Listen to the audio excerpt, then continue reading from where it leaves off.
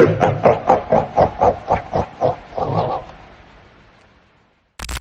ပြီးတော့စပူတီရီမျိုးနယ်တွေကနမဲကြီးတောင်းတစ်ကြောင်းမှာဖြစ်ခဲ့တာပါဖြစ်ခဲ့တာကတော့တလပိုင်း23ရက်နေ့ကပါအဲ့ဒီနေ့ကဂျားရက်ဆိုတော့ကျောင်းကိုမလာတဲ့လူတွေများပါတယ်ကျောင်းကလည်းလူမလာတော့စမတင်ပါဘူးအဲ့ဒါနဲ့တငယ်ချင်းတွေစုပြီးတော့စကားပြောကြစောင့်နေကြတာပေါ့စောင့်နေရင်းနဲ့တရဲခေါ်ကြမလားဆိုပြီးတော့အဖွဲ့တွေကတယောက်ကမေးလိုက်ပါတယ်အဲ့ဒါနဲ့အားလုံးကလည်းသဘောတူလိုက်ကြပြီးတော့တရဲခေါ်ဖို့ပြင်ကြပါတယ်ခေါ်တာကအားလုံးပေါင်း9ယောက်အဲ့ဒီကခေါ်တော့ဘယ်သူမှမထူချဘူးမထူချတော့အဲ့ဒါတွေကိုတိန်းနာပြီးတော့နောက်နေ့မှဆက်ခေါ်ကြမယ်ဆိုပြီးစကားတွေဆက်ပြောနေကြပါတယ်ကျောင်းဆင်းသွားတဲ့အချိန်မှာထူးဆန်းတာတွေစပြီးကြုံလာရပါတယ်အဖွဲ့တွေကတယောက်ကဆိုင်ကယ်ပေါ်ကပြုတ်ကျပြီးခြေချင်းဝှေ့ရောင်သွားပါတယ်နောက်တယောက်ကလည်းလက်မှာလက်သေးချရလို့အကြီးကြီးပေါ်လာပြီးဒဏ်ရာရသွားပါတယ်နောက်တယောက်ကကျတော့သူ့နောက်ကိုတစုံတယောက်ကလိုက်နေတယ်လို့ခံစားရတယ်ဆိုပြီးပြောပါတယ်ကျန်တဲ့သူတွေကလည်းဘလူးစီးခံရတာတွေအရေးပြတာတွေတွေ့ရတယ်ဆိုပြီးပြောလာကြတယ်ဘလူးစီးခံရတာကလည်းအရင်လိုမျိုးမဟုတ်ဘဲနဲ့ပိုဆိုးပါတယ်တမျိုးကြီးပဲဆိုပြီးပြောကြတယ်မနေ့ရောက်တော့အချင်းချင်းပြောကြရင်းနဲ့အမှတ်မရှိပဲထပ်ခေါ်ကြပါတယ်ထပ်ခေါ်တဲ့အချိန်မှာအမဲသားဟင်းနဲ့ဆိုတော့တကယ်ရောက်လာကြပါတယ်အခန်းထဲမှာကညီမတို့9ယောက်အပြင်တခြားလူအနည်းစုပဲရှိနေရပါတခြားသူတွေကလည်းသူတို့ဘာသူတို့နေကြတာဆိုတော့ညီမတို့ကိုတတိတောင်မထားမိကြပါဘူးညီမတို့လွယ်အိတ်တွေကိုပဒင်းပေါက်နာမှာဇစ်တွေပိတ်ပြီးတော့တင်ထားပါတယ်ဒါပေမဲ့ဘယ်သူမှမတတိမထားမိတဲ့အချိန်မှာပေတံတွေခဲတံတွေဘောပင်အိတ်တွေနဲ့ညီမတို့ကိုလှမ်းပစ်ပေါက်ပါတယ်အစကတော့တခြားသူတွေလာစတယ်ဆိုပြီးထင်နေကြတာတေချာကြည့်တော့ဘယ်သူမှလည်းအခန်းထဲမှာမရှိကြတော့ပါဘူးအခန်းပဒင်းပေါက်ကလည်းပိတ်ထားတယ်ဒါပေမဲ့ညီမတို့လွယ်အိတ်တွေကဇစ်တွေပွင့်နေပြီးတော့ထောက်မှာပုတ်နေပါတယ်အဲ့ဒါနဲ့အချိန်တွေမဟန်လို့ပစ္စည်းတွေကိုအဝေးကြီးမှာထားလိုက်ကြပါတယ်ခဏနေကြတော့အင်ကြီးအဖြူရောင်ပစိုးအညိုရောင်ဝတ်ထားတဲ့နှကန်းမွေးနဲ့ဦးလေးကြီးတယောက်ကညီမတို့9ယောက်နားမှာမတက်ရက်ပြီးတော့ကြည့်နေပါတယ်သူကခဏလောက်ရက်ပြီးတော့ညီမတို့ရဲ့ဟိုဘက်အခန်းထဲကိုထွက်သွားပါတယ်အဲ့ဒါနဲ့ကျောင်းဆင်းသွားတော့ညီမတငယ်ချင်းတယောက်ကနေပြီးသူ့အဖေကိုအကြောင်းစုံပြောပြလိုက်ပါတယ်သူ့အဖေကဖုန်းကြီးကျောင်းကိုသွားပြီးတော့ဖုန်းကိုမေးမယ်လို့တော့ထိုင်တော့မထိုင်ရသေးဘူးတမီးတို့တရေခေါ်ကြတယ်မလားဆိုပြီးဖုန်းကမိတ်ပါတယ်အဲ့ဒါနဲ့ဖုန်းကဆက်ပြောတော့ရောက်လာတာကကလေးတရေ3ကောင်သူတို့ကညီမတို့စလို့ပြန်စကြည့်အောင်ပဲလို့ပြောပါတယ်သူတို့ကအဲ့လိုပြန်မစတာ6နှစ်ရှိပြီဆိုပြီးတော့ဖုန်းကအဆောင်တွေပေးပြီးပြန်တောင်းပန်ဖို့ကိုမိတ်လိုက်ပါတယ်နောက်နေ့မနေ့ရောက်တော့ညီမတို့မတောင်းပန်ရသေးချိန်ထိကိုအရေးတွေပြတာတွေခြေတံတွေပေးတာတွေကိုကြားရပါတယ်တောင်းပန်ပြီးနောက်ပိုင်းမှာတော့ဘာမှထူးခြားတာမရှိတော့ပါဘူးပြောချင်တာကတော့အဲ့လိုမျိုးပါဇက်မတရမ်းဖို့ရဲ့ကျောင်းမှာကတကယ်ရှိတတ်တာမို့မစကြဖို့ရဲ့ကိုမှာချင်ပါတယ်ဆိုပြီးတော့မြောက်ဖြစ်ချင်တယ်ဆိုတဲ့အကောင့်နံပါတ်နဲ့ညီမတယောက်ကဝေမျှပေးထားတာဖြစ်ပါတယ်အခုလိုပြပြပေးတဲ့ညီမကိုလည်းကျေးဇူးအများကြီးတင်ပါတယ်ခင်ဗျာတောင်ကြီးမြို့နယ်မုံတဝရွာမှာဖြစ်ခဲ့တာပါကျွန်တော်တို့တငယ်ချင်းတွေတည်င်းကျွညမှာအားလုံးစုပြီးတော့ရွာတွေကရှိသမျှအိမ်တွေကိုမီးဆူလိုက်ခံကြပါတယ်အဲ့ဒါနဲ့ကျွန်တော်တို့အိမ်ပြန်ချိန်မှာတရေအကြောင်းတွေပြောသွားကြပါတယ်ကျွန်တော်တို့ထဲမှာကလေးတစ်ယောက်ပါပါတယ်ကျွန်တော်ကအဲ့ကလေးကိုမင်းတရေကြောက်တက်လားဆိုပြီးမေးတော့သူကဘယ်တရေမှမကြောက်ဘူးလို့သူကပြန်ပြောတယ်ကျွန်တော်ကသူ့ကိုရှောက်ပြောနေတာဆိုပြီးပြောတော့သူကမခံချင်စိတ်နဲ့အကူမယုံရင်ကျွန်တော်ရွာထိပ်မှာရှိတဲ့ညောင်ပင်နားမှာသွားဆင့်ခေါ်ပြမယ်ဆိုပြီးတော့ပြောပါတယ်ကျွန်တော်တို့အားလုံးလည်းရွာထိပ်ကညောင်ပင်နားကိုရောက်သွားကြပါတယ်ညောင်ပင်ရှိကိုရောက်တော့အဲ့ကောင်လေးကညောင်ပင်မှာရှိတဲ့နာနာဘဝတွေမင်းတို့ရှိရင်ငါအိမ်ကိုလိုက်ခဲဆိုပြီးပြောလိုက်ပါတယ်အဲ့ဒါနဲ့ပဲကျွန်တော်တငယ်ချင်းတွေလည်းအိမ်ပြန်ဖို့ကိုလမ်းခွဲလိုက်ပါတယ်အဲ့ကောင်လေးနဲ့ကျွန်တော်ကတော့အိမ်နီးချင်းဆိုတော့အတူတူပြန်ပြီးလမ်းမှာစကားတွေပြောပြီးသွားနေကြတာပေါ့အဲ့လိုနဲ့ကျွန်တော်တို့ရှေ့ကနေအယံမူးသမားလိုပိုလီယိုရောဂါခံစားရတဲ့လူလိုမျိုးပုံစံနဲ့လူတစ်ယောက်ကဘေးကနေဖျက်လျှောက်သွားပါတယ်ခဏနေတော့လမ်းလျှောက်နေတဲ့ခြေတံက2တန်မဟုတ်ဘဲနဲ့3တန်ဖြစ်နေပါတယ်အနောက်ကနေလူတစ်ယောက်ကလိုက်လာလားဆိုပြီးတော့လှည့်ကြည့်လိုက်တဲ့အချိန်မှာစောနာကတွေ့ရတဲ့လူကမျက်နှာမဲမဲကြီးနဲ့မျက်လုံးနှာခေါင်းဘာမှမပါဘူးငါ့ကိုစိတ်ခေါ်ခဲ့တဲ့ကောင်ငါလာပြီလေဆိုပြီးပြောလိုက်တော့ကျွန်တော်တို့2ယောက်လုံးလည်းအိမ်ကိုပြန်ပြေးကြပါတော့တယ်မနေ့ရောက်တော့2ယောက်စလုံးဖျားသွားကြပါတယ်ဆိုပြီးတော့ THK4 ဆိုတဲ့အကောင့်နံပါတ်နဲ့ညီကိုကဝေမျှပေးထားတာဖြစ်ပါတယ်အခုလိုပြောပြပေးရတဲ့အတွက်ကိုလည်းကျေးဇူးအများကြီးတင်ပါတယ်ခင်ဗျာကျွန်တော်အရင်ကပြည်မြို့မှာနေခဲ့တော့ကဖြစ်ခဲ့တဲ့အကြောင်းရင်းတစ်ခုပါတနေ့ကျွန်တော်ရဲ့ကျွန်တော်ဦးလေးရဲ့ကျွန်တော်တို့လမ်းထဲကအကိုတွေရဲ့ပူလို့ဆိုပြီးတော့ကျွန်တော်တို့အိမ်ရှိမှာလာထိုင်ကြပါတယ်အဲ့ဒါနဲ့ထိုင်နေရင်တရေအကြောင်းတွေပြောနေကြတာပေါ့ည7:00 နာရီထိုးတော့ကိုကလားဆိုတဲ့အကိုကသူအိမ်ပြန်တော့မယ်ဆိုပြီးပြောတယ်ကျွန်တော်ဦးလေးကဘာရမဟုတ်ပဲနဲ့မင်းနောက်ကိုတရေပါလာမယ်နော်ဆိုပြီးတော့စလိုက်ပါတယ်အဲ့ဒါကိုကိုကလားဆိုတဲ့အကိုကကြိုက်တဲ့တရေလိုက်ခဲ့တရေမဆိုဖက်အိတ်ပြစ်မယ်ဆိုပြီးတော့ပြောလိုက်ပါတယ်အဲ့လိုနဲ့ကိုကလားအိမ်ပြန်ရောက်ပြီးတော့ဒီတိုင်းပဲအိတ်လိုက်ပါတယ်ဒီလိုနဲ့ကိုကလားရဲ့အကိုကညဘက်ကျတော့တရေနိုးလာခဲ့တယ်ဆိုပြီးပြောပါတယ်သူတို့အိမ်ကလှေကားပေါ်မှာမျက်လုံးနစ်နေကြီးနဲ့ထိုင်နေတဲ့လူတယောက်ကိုတွေ့တော့အရန်လန့်ပြီးစောင်းခေါင်းမှုချုံပြီးပြန်အိတ်ခဲ့ရတယ်ဆိုပြီးတော့ပြောပါတယ်နောက်ရဲကျတော့အဲ့အကိုကကြောက်ဖျားဖျားသွားခဲ့ပါတယ်ဒီအကြောင်းကိုတော့ကိုကလားနဲ့သူ့အကိုကပြန်ပြောပြလို့သိခဲ့ရတာပါဆိုပြီးတော့နီကိုဝီလီယမ်ဆိုတဲ့အကောင့်နံပါတ်နဲ့ညီကိုကဝေမျှပေးထားတာဖြစ်ပါတယ်ကျွန်တော်ရဲ့ဗီဒီယိုတွေကိုလည်းအမြဲတမ်းနားထောင်ဖြစ်ပါတယ်အမြဲလည်းအားပေးနေပါတယ်ဒီတက်မကလည်းအောင်မြင်ပါစေဆိုပြီးဆုတောင်းပေးထားပါတယ်အခုလိုမျိုးဆုတောင်းပေးတာရောအကြောင်းအရာပေးပို့ပေးတာရောအတွက်ကိုကျေးဇူးအများကြီးတင်ပါတယ်ခင်ဗျာကျွန်တော်ဒီနေ့အမတယောက်ကအကြောင်းအရာ3ခုကိုပြောပြပေးထားတဲ့အတွက်အဲ့3ခုလုံးကျွန်တော်ဒီနေ့ပြောပြပေးသွားပါမယ် ကျွန်တော်ဒီအကြောင်းအရာကိုမပြောခင်မှာတကယ်ဖြစ်ပျက်သွားတဲ့ဟာလေးတစ်ခုပြောပြချင်လို့ပေါ့နော်ကျွန်တော်အခုအကြောင်းအရာကိုတင်ဆက်နေတဲ့အချိန်မှာပဲကျွန်တော်ရဲ့အခန်းကဗရင်းဘောက်ကိုတစ်ခုခုတောက်ဆိုပြီးတော့လာခောက်တာလားပေါက်လိုက်တာလားအဲ့လိုမျိုးအတန်ကြားရတယ်ပေါ့နော်ဒါပေမဲ့ကျွန်တော်လက်ရှိနေတဲ့အလွာ6လွာမှာဗျာကွန်ဒိုဆိုတော့လည်းဘယ်သူမှလည်းဒီလိုမျိုးကြီးရှောက်ပေါက်ပြီးရှောက်ပြီးအဲ့လိုမျိုးစင်ဖို့ဆိုတာမဖြစ်နိုင်ပေါ့နော်ဒါပေမဲ့တိုက်ဆိုင်ပဲအဲ့လိုဟာအတန်နှစ်ခါကြားရတယ်ပေါ့နော်ကျွန်တော်ဗီဒီယိုထဲမှာထည့်ပေးထားတယ်တယောက်အိတ်ကတင်ကို2ယောက်တူတူအိတ်တာဆိုတော့တယောက်အိတ်ကတင်ကို2ယောက်တူတူအိတ်တာဆိုတော့ဒါကတော့ကျွန်တော်အခုပြောနေနေကြုံရပါဘောเนาะရင်တုံးကလည်းအဲ့လိုမျိုးထူးဆန်းလေးကြုံရတယ်ဒါပေမဲ့ကျွန်တော်မှုမဲ့ပဲအဲ့လိုမျိုးထားခဲ့လိုက်တာဒါကတော့တိုက်ဆိုင်ဗီဒီယိုထဲမှာပါလာလို့ပြောပြရပါကဲပြောချင်တာလည်းပြောပြီးပြီဆိုတော့အစီအစဉ်လေးပြန်စလိုက်အောင်1990ခုနှစ်လောက်တုန်းကဖြစ်ခဲ့တာပါအဲ့တုန်းကကျွန်တော်ကပဲခူးတိုင်းဇီးကုန်းမြို့လေးမှာနေပါတယ်ကျွန်တော်တို့အိမ်ရှိအိမ်ကအမကြီးတယောက်ကကြောက်ကက်ယောဂနဲ့ဆုံးသွားတော့ကျွန်တော်အဲ့တုန်းက17နှစ်လောက်ပဲရှိသေးပါတယ်အသက်ကလည်းငယ်သေးတော့ကြောက်တာတွေဘာတွေလည်းမသိသေးပါဘူးအဲ့အမကိုရက်လက်ဆွန်းသွတ်မဲ့ညကြတော့သူတို့အိမ်ကိုခွေးတွေကဝိုင်းအောင်ကြပါတယ်မြို့ကလည်းတောမြို့လေးဆိုတော့အိမ်တွေကနှစ်ထပ်အိမ်အမြင့်ကျွန်တော်အိတ်တဲ့နေရာကနေသူတို့အိမ်ကိုအကုန်မြင်ရပါတယ်အဲ့လိုနဲ့ကျွန်တော်လှမ်းကြည့်မိတဲ့အချိန်မှာပကန်းတွေကိုရိုက်ခွဲနေတဲ့အတန်ကြားရပါတယ်ပြီးတော့ဘီရိုမန်တွေခွဲနေတဲ့အတန်တွေလည်းကြားရတယ်အတန်တွေငြိမ်သွားတော့မှကျွန်တော်လည်းပြန်အိတ်လိုက်ပါတယ်မနက်9 နာရီထိုးတော့အဲ့အိမ်မှာဖုန်းကြီးဆုံးကပ်မှာမို့လို့ဆိုပြီးကျွန်တော်နဲ့ကျွန်တော်အမကအဲ့အိမ်ရှိကိုသွားကြပါတယ်အဲ့အိမ်ရောက်တော့ညကဘာပစ္စည်းတွေကွဲသေးလဲဆိုပြီးဆက်စုကြည့်တော့ဘာပစ္စည်းမှကွဲနေတာကိုမတွေ့ရပါဘူးဖုန်းကြီးတွေကြောက်လာတော့ကျွန်တော်ကိုအိမ်ရောက်ထက်ကနေစူပါကော်ဖီမစ်ထုတ်သွားယူခိုင်းပါတယ်ကျွန်တော်လည်းလေကားအစင်ရက်လက်စွန်းသွတ်တဲ့အမကြီးကလည်းလေကားပေါ်ကိုတက်လာနဲ့ပတ်ပင်းတိုးပါတယ်သူ့မျက်နှာကြီးကပြားချက်ကြီးဖြစ်နေပြီးတော့မျက်လုံးနှာခေါင်းပါးစပ်တစ်ခုမှမရှိပါဘူးအယောင်တွေကလည်းစွနှွေးမုံလိုမျိုးဝါထိန်နေတာပါသူ့တကိုယ်လုံးကလည်းအငွေ့လိုဘာလိုနဲ့အောက်ဘက်ကကိုယ်လုံးကိုမမြင်ရပါဘူးကျွန်တော်လည်းကြောက်လန့်နဲ့အိမ်ပြန်ပြေးတာနောက်ရက်တွေသူတို့အိမ်ကိုလည်းမသွားရတော့ပါဘူးဒါပေမဲ့နောက်ရက်တွေကျတော့မချောက်တော့ဘူးဆိုပြီးတော့ပြောကြတော့ကျွတ်လွတ်သွားပြီထင်ပါတယ်ဆိုပြီးအဲ့အမကပြပြပေးထားတာဖြစ်ပါတယ်ဒုတိယအကြောင်းအရာတစ်ခုကတော့1992ကျွန်တော်6တန်းဖြည့်ပြီးနေရာဒီပိတ်ရက်မှာတငယ်ချင်းတွေအိမ်ကိုသွားပြီးကစားကြပါတယ်အဲ့တုန်းကလည်းကျွန်တော်ကဇီးကုန်းမြို့မှာပဲနေတာပါတငယ်ချင်းအိမ်ကနှစ်ထပ်အိမ်ဖြစ်ပြီးတော့ရှေးဟောင်းအိမ်ကြီးအရင်ရက်တွေကတော့ခြံထဲမှာပဲကစားကြတာဒါပေမဲ့အခုကျတော့တူတူပုံတိုင်းကစားမယ်ဆိုပြီးအိမ်ထဲမှာကစားကြပါတယ်အဲ့နဲ့ကျွန်တော်နေဘူးလို့ဆိုပြီးဝစ်လာတဲ့အပေါ်ကဖလန်တယ်လေးကိုအောက်ထက်ကစက်တီခုံပေါ်မှာတင်ထားလိုက်ပါတယ်အဲ့လိုနဲ့ကျွန်တော်တို့ကစားနေရင်းနဲ့အင်ကြီးရှာမတွေ့တော့ပြန်ကြည့်လိုက်တဲ့အချိန်မှာညရံပေါ်ကကျွဲချိုပေါ်မှာချိတ်ရသားလေးတွေ့ရပါတယ်ကလေးရွယ်ဆိုတော့လည်းဘာမှမတွေးဘဲနဲ့တူတူပုံတိုင်းဆက်ဆော့ကြပါတယ်အဲ့လိုနဲ့ကျွန်တော်ကအိမ်ပေါ်ဓာတ်မှာဆော့မယ်ဆိုပြီးအပေါ်ဓာတ်ကိုတက်သွားပါတယ်အဲ့ဒီအချိန်မှာကျွန်တော်တနခါသွေးတံကိုကြားလိုက်ရပါတယ်အဲ့လိုနဲ့ကြည့်မိလိုက်တော့လူမရှိဘဲနဲ့တနခါကသူ့အလိုလိုသွေးနေတာပါခဏနေတော့ရက်သွားပြီးတော့အဲ့ဒီဘေးကကလတ်ထိုင်ကသူ့အလိုလိုလှုပ်လာပါတယ်ကျွန်တော်လည်းကြောက်လွန်လာကြည့်လို့အောက်ပြေးချင်ပေမဲ့ကျွန်တော်ရဲ့ခြေထောက်ကရွေးလို့မရတော့ပါဘူးခဏနေတော့ကလတ်ထိုင်လှုပ်တာရက်သွားပြီးဘုံကနေဆိုပြီးကလတ်ထိုင်ပေါ်ကနေအဖွားကြီးတယောက်ပေါ်လာပါတယ်အဖွားကြီးကနေပြီးငါအိမ်မလာနဲ့ဆိုပြီးတော့ရင်ဘတ်ကိုတွန်းလိုက်ပါတယ်ကျွန်တော်လည်းအရှိန်နဲ့လှေကားပေါ်ကပြုတ်ကျပြီးတော့တတိလစ်သွားတယ်တတိပြန်ရလာတဲ့အချိန်မှာအိမ်ပြန်ရောက်နေပါပြီနောက်မှသိရတာကတငယ်ချင်းအဖွားကမကျွတ်ဘဲနဲ့အဲ့အိမ်ပေါ်တက်မှာနေနေတာပါသူကအိမ်ပေါ်တက်ကိုဘယ်သူမှအတက်မခံပါဘူးဆိုပြီးပြောပါတယ်အဲ့ရက်ကစလို့တငယ်ချင်းအိမ်ကိုလည်းသွားမစော့တော့ပါဘူးနှစ်တွေဘယ်လောက်ပဲကြာ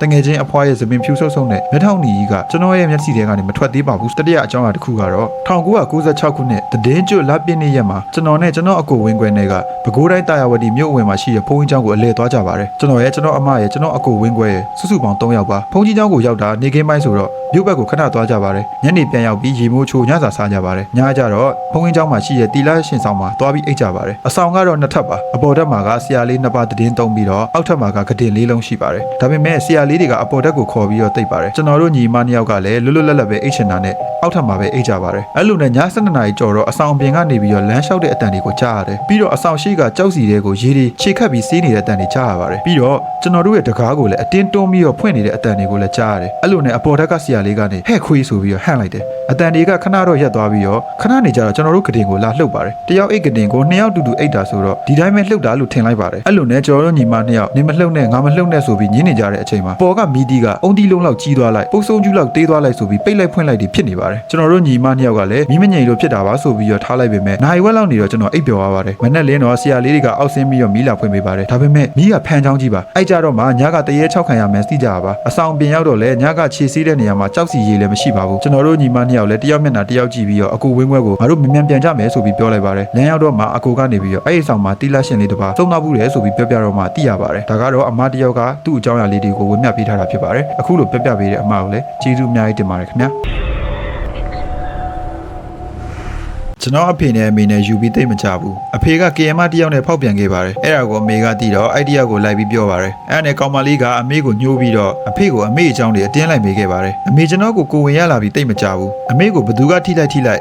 အဲ့ထိလိုက်တဲ့နေရာကနေပူပြီးမီးလောင်နေတယ်လို့ခံစားရတယ်ဆိုပြီးပြောပါတယ်အဲ့လိုနဲ့အမေကလည်းစေကန်းသွားပြတာပေါ့ဆရာဝန်တွေကလည်းဘာယောဂမှမရှိဘူးဆိုပြီးမေကိုပြောပါတယ်အမေအဲ့လိုဖြစ်တာ၄လလောက်ကြာတဲ့အချိန်မှာကိုဝင်သွားပြတဲ့ဆေးရုံသွားတဲ့လမ်းမှာပယောဂဆရာလိုလူတစ်ယောက်ကနေပြီးတမိအောက်လန်းနဲ့တိုက်ခံထားရတယ်နော်ကလေးကိုပါထိခိုက်နိုင်တယ်ဆိုပြီးလာပြောပြခဲ့ပါတယ်အဲ့ဒါနဲ့အိမ်ကလူကြီးတွေကိုပြောပြပြီးပယောဂဆရာကိုခေါ်ပြီးစစ်ကြည့်ရဲ့အချိန်မှာအဖေကအဲ့မိမနဲ့ပဲအောက်လန်းနဲ့တိုက်ထားခဲ့တယ်ဆိုပြီးတော့ပေါ်လာပါတယ်အဲ့လိုနဲ့ကျွန်တော်မွေးပြီးလူမန်းတီးတဲ့ခါစား9နှစ်10နှစ်လောက်အရွယ်မှာကျွန်တော်တို့အိမ်ထဲမှာကျွန်တော်တို့အပြင်တခြားတစ်ယောက်ရှိနေတယ်လို့မျိုးတွေခံစားလာရတယ်ဒီလိုနဲ့တညမှာကျွန်တော်တကောင်လောက်ကြီးနိုးလာတဲ့အချိန်ကျွန်တော်ရဲ့ကတင်ချင်းရဲမှာကျွန်တော်နဲ့တပုံစံနဲ့တူတဲ့ကောင်မလေးတစ်ယောက်ကကျွန်တော်ကိုရက်ပြီးကြည့်နေပါတယ်အဲ့လိုနဲ့အမေကိုသွားပြောပြတော့အမေကလည်းဆရာစီခေါ်သွားပြီးစစ်ကြည့်ရပေါ့အဲ့လိုနဲ့ဆရာကကျွန်တော်တို့အိမ်အဝမှာညဘက်အသားစိမ့်တွေချပြီးအဲ့လိုမျိုးလာခေါ်ထားတယ်ဆိုပြီးပြောပါတယ်ဘလောက်တောင်ဆိုးသလဲဆိုရင်ဘလို့မှနှင်လို့မရလို့ကျွန်တော်တို့အိမ်မှာပြောင်းခဲ့ရပါတယ်နောက်ပိုင်းကြာလာတဲ့အချိန်မှာကျွန်တော်အဖေကိုတွေ့တော့ဒီလိုမျိုးဖြစ်အောင်သူတို့လုပ်ခဲ့တာဆိုပြီးပြောပြတော့မှတိခဲ့ရတာပါနောက်ပြီးထူးဆန်းတဲ့အကြောင်းအရာတစ်ခုကအမေကကိုဝင်ပြက်ကြမလို့တစ်ခေါက်ဖြစ်သေးပါတယ်ဒါပေမဲ့ကိုဝင်ပြက်မကြပဲကျွန်တော်ကိုမွေးနိုင်တာကကျွန်တော်လူဝင်စားဖြစ်နေလို့ဆိုပြီးတော့ပယောဂဆရာကပြောပြပါတယ်ကျွန်တော်ကိုဝင်မရခင်အမေကကားအက်ဆီဒန့်တစ်ခါဖြစ်ပါတယ်အမေမျောနေတဲ့အချိန်မှာအမေနာကိုအမျိုးသမီးတစ်ယောက်ကအမေခန္ဓာကိုယ်ထဲဝင်ဖို့ကြိုးစားတာတဲ့ဒါပေမဲ့ယောဂီဝစ်စုံတဲ့အဖွားတစ်ယောက်ကရောက်လာပြီးသမီးမကြောက်နဲ့အမေရှိရဲဆိုပြီးအမေကိုသုံးပတ်ပတ်ပြီးတော့နောက်ကျောကနေဖောက်ဝင်သွားပါတယ်ကျွန်တော်ရဲ့ကြောကုန်းမှာလည်းမီးမက်လိုအမှတ်ကြီးတစ်ခုရှိနေရဆိုတော့တိုက်ဆိုင်တာလားမသိဘူးဆိုပြီးကူရိုအကောင့်နာမည်နဲ့ညီကိုတယောက်ကပြောပြပေးရတာဖြစ်ပါတယ်အခုလိုပြောပြပေးရတဲ့အတွက်ကိုလည်းကျေးဇူးအများကြီးတင်ပါတယ်ခင်ဗျာ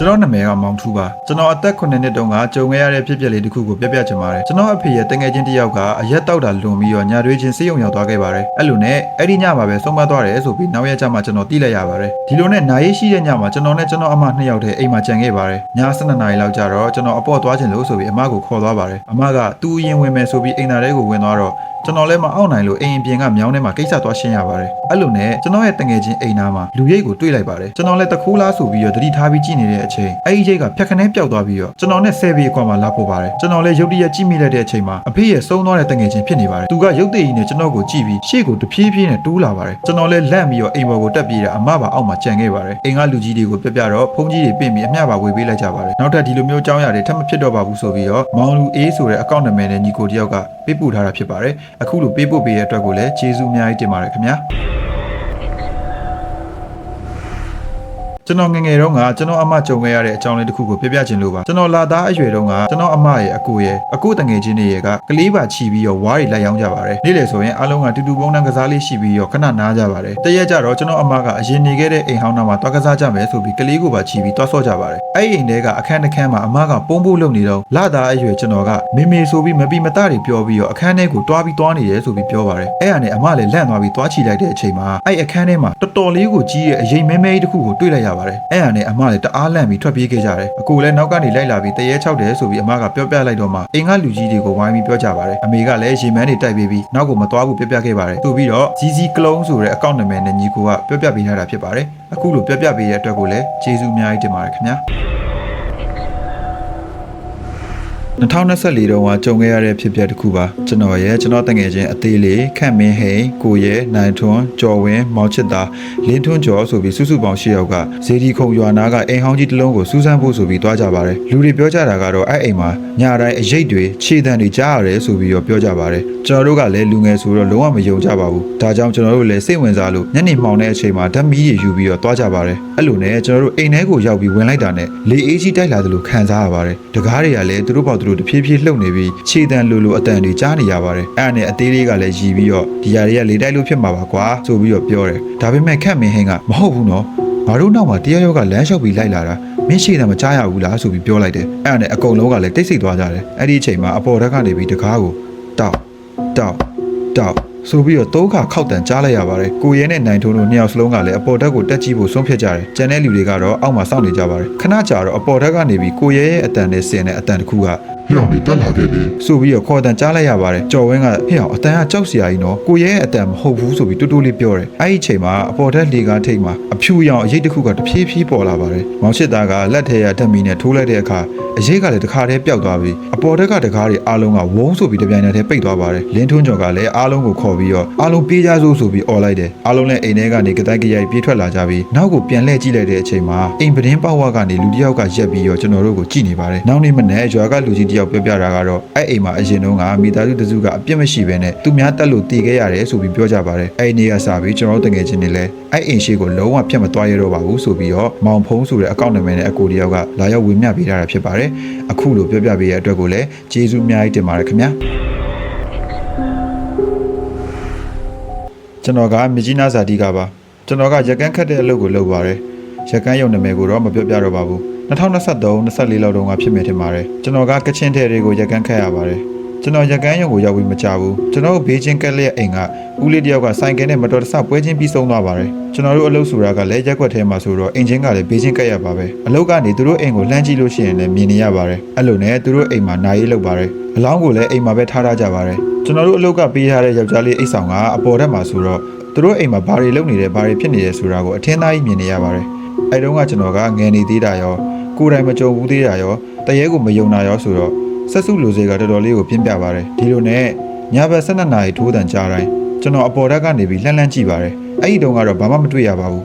ရက်မလဲခင်အချိန်ထိကျွန်တော်နေ့တိုင်းလှမ်းလှမ်းကြည့်ပါတယ်ဘာမှမတွေ့ရပါဘူးဒီလိုနဲ့ရက်လက်ပြီးဘာမှမကြပါဘူးရက်ွက်ထဲမှာပြောလာကြတာကသူတို့အိမ်ရှိကဘန်နာမင်အောက်မှာထိုင်နေကြတာတွေ့တယ်လို့အိမ်ရှိမှာလည်းရက်ကြည့်နေတယ်လို့လမ်းလျှောက်နေတယ်လို့ပုံစံမျိုးတွေရက်ွက်ထဲကနေပြီးပြောလာကြပါတယ်အဲ့လိုနဲ့အကြောင်းမျိုးမျိုးနဲ့လူတိုင်းကလည်းမိသွားကြတာပေါ့ပြဿနာကအခုမှစတာပါအဲ့ဦးလေးကြီးအိမ်ကကျွန်တော်တို့ရက်ကန်းယုံပိုင်ရှင်ကိုသူတို့အိမ်နဲ့ခြံဝင်းကိုရောင်းမှုလာပြောကြပါတယ်အဲ့လိုနဲ့ကျွန်တော်တို့အလုပ်ရှင်ကလည်းဝယ်ဖြစ်သွားပြီးတော့ကျွန်တော်တို့အလုပ်ကယောက်ျားလေးတွေကအဲ့အိမ်ကတရေ6တယ်ဆိုတော့လိုက်ပြီးစိန်ခေါ်ကြတာပေါ့အဲ့လိုနဲ့ကျွန်တော်တို့အလုပ်ကအကို2ယောက်ကသူတို့အိမ်ထဲကိုဝင်ပြီးတော့တရေကိုစိန်ခေါ်ကြတာပေါ့ဒီလိုနဲ့အကို1ယောက်ရဲ့လက်ထဲမှာကဓာတ်မီတီးပါပါတယ်အဲ့မီတီးကင်ထားတဲ့လူရဲ့အလှဲ့မှာကပရင်းပေါက်ကနေမျက်လုံးပြူးပြူးနဲ့သပင်ကုတ်လောက်ရှိတဲ့ဦးလေးတယောက်ကိုမြင်လိုက်ရပြီးသူဟာထွက်ပြေးပြီးတော့အလုပ်ဘက်ကိုပြန်ပြေးခဲ့ပါတယ်အဲ့အကူကကျွန်တော်တို့အလုပ်ကိုနောက်မှဝင်မှုအဲ့ဦးလေးကြီးဆုံးသွားတာကိုလည်းမသိခဲ့ပါဘူးအဲ့လိုနဲ့သူပြန်ပြောပြတဲ့အချိန်မှာအဲ့ဦးလေးကြီးပုံစံကကျွန်တော်တို့သိခဲ့တဲ့ဦးလေးကြီးနဲ့တပုံစံနဲ့ပါပဲဒီလိုနဲ့ကျွန်တော်တို့အလုပ်ရှင်အကူကြီးကလည်းထပ်ပြီးစိန်ခေါ်ကြတာပေါ့သူတို့အိမ်နဲ့အလုပ်ဘက်ကိုတားထားတဲ့ CEO ကြီးကိုတလန်လောက်ဖြတ်ပြီးတော့ထားလိုက်ပါတယ်နောက်နေ့ကျတော့ရက်ကန်းခတ်နေတဲ့အကူတယောက်ရဲ့အနောက်ကထရန်ကို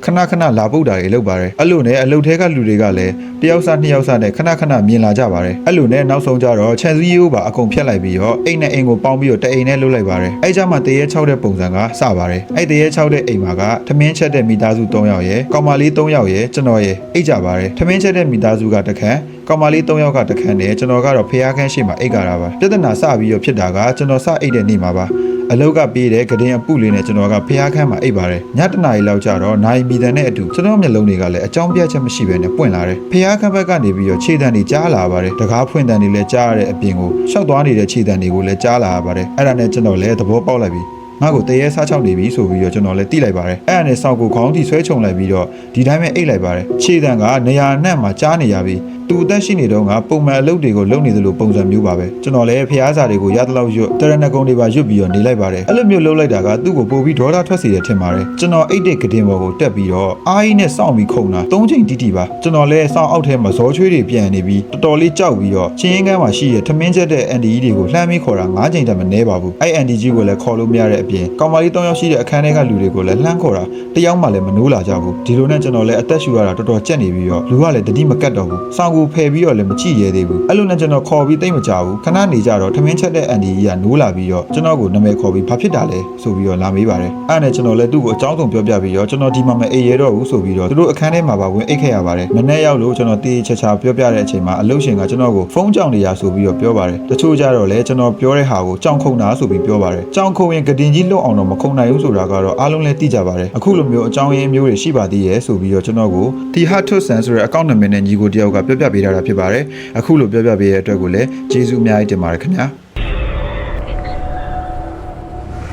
2018လောက်တော့ကကိုရီကြုံခဲ့ရတဲ့အကြောင်းအရာတစ်ခုပါရှမ်းမြောက်လာရှိုးမှာနေပြီးတော့အဲ့တုန်းကညီမအသက်က10နှစ်လောက်ပဲရှိပါသေးတယ်ရက်ွက်ကိုတော့အပေါ်ရအောက်ရဆိုပြီးပဲခေါ်ကြပါတယ်ကိုအိမ်နဲ့ဆို9အိမ်ကျော်လောက်မှာအရင်ကလူသေးပြီးထားခဲ့တဲ့ဇေယျလေးရှိပါတယ်လမ်းကလည်းတိတ်မကျဲတော့ညဆိုရင်မြင်နေရပါတယ်အဲ့နှစ်ကစီးပွားရေးတအားတက်ပြီးအကြောင်းရင်းမရှိနှစ်လယ်လောက်ကြတော့အမေကကိုဝင်ပြက်ကြပြီးအိမ်စီးပွားရေးလည်းတော်တော်လေးအထိနာခဲ့ပါတယ်ရေတွင်းထဲမှာလည်းမဲညင်းကြီးအရေတွေထွက်နေလို့ရေတွင်းကိုပါသုံးမရခဲ့ပါဘူးတစ်နှစ်လုံးခဏခဏဖျားနေလို့ကျောင်းကဆရာမတွေတောင်အိမ်ကိုလာကြည့်ရပါတယ်ဖျားနာတာထက်ပိုဆိုးတာက မဖျားခင်ညတညမှာမိုးတဲတန်ရွာပါတယ်အိမ်ချန်စည်းရိုးလေးကတန်စကာဆိုတော့အပြင်ကိုလည်းဖောက်မြင်နေရတယ်အဲ့ဒီညကအမေကည9 နာရီလောက်ကြီးခြံတကားပိတ်ဖို့ခိုင်းလိုက်တယ်ကိုကလည်းခြံတကားပိတ်ဖို့လာတဲ့အချိန်အပြင်ကိုတန်စကားအပေါက်ကနေကြည့်မိတော့လမ်းထိပ်ကစီရက်ကနေပြီးဆင်းလာတာမဲမဲကြီးနဲ့ပြောင်ချောကြီးခန္ဓာကိုယ်မှာလည်းချွဲကြီးကြီးအရည်တွေလည်းရှိနေတယ်ပုံစံကလေးဘက်ထောက်ထားပြီးခွေးလားဆိုတော့လည်းမဟုတ်ဘူးလူလိုလက်တန်ခြေရန်တွေကလည်းပါပြီးတော့တော်တော်လေးရှိတယ်မျက်နှာကလည်းဘာမှမမြင်ရဘဲနဲ့ကတ္တရာကြီးလိုပြောင်ချောမဲနဲ့နေရပါပဲအိမ်ရှိမှလည်းမီးကမရှိတော့တေချာမမြင်ရပေမဲ့ဝရန်တာကမီးချောင်သူ့ကိုရေးလေးတော့မြင်နေရပါတယ်လေးဘက်ထောက်ပြီးလာနေတာခွေးထင်တဲ့ကိုကလည်းတိတ်တိတ်လေးသူ့ကိုကြည့်နေတာသူကတော့ကိုကိုတတိထားမိရမထင်ပါဘူးအဲ့ဒီအချိန်မှာဇွန်ပန်းပင်နာရောက်တော့တဖြည်းဖြည်းနဲ့ပျောက်သွားတယ်ကိုလည်းတိကျင်စိမ့်နဲ့ခြံတကားကိုဖြည်းဖြည်းလေးဖွင့်ပြီးအပြင်ဘက်ကိုကြည့်မိလိုက်တယ်လမ်းကဖြူးနေပြီးလမ်းဆုံးထိမြင်နေရတာဘာခွေးတစ်ကောင်ကြောင်တမီးမှမတွေ့ခဲ့ပါဘူးအဲ့ဒါနဲ့စိတ်ထဲမထားဘဲနဲ့အိမ်ထဲကိုပြန်ဝင်ခဲ့ပါတယ်အဲ့ဒီနေ့ကစပြီးတော့နောက်ရက်မှာသွားစားကြိုက်ပါတယ်ညာကြီးမင်းကြီးသွားကြိုက်တော့ကိုကလည်းငိုတာပေါ့အဲ့ဒီအချိန်မျက်နှာထဲကနေချွဲကြီးကြီးအရည်တွေပါစီးကျလာတယ်အစားလည်းမမားခဲ့တယ်လို့ဘာမှလည်းမလုပ်ခဲ့ပါဘူးအဲ့ဒီမှာတော်တော်လေးကိုလန့်သွားတယ်မျက်နှာကလည်းရာပြီးအရည်ကြီးတွေကလည်းဂျယ်လိုပဲထွက်လာတယ်အိမ်ကလည်းပြာရခက်ပြီးတော့ပရိတ်ရည်တွေမန်းပြီးတော့မှ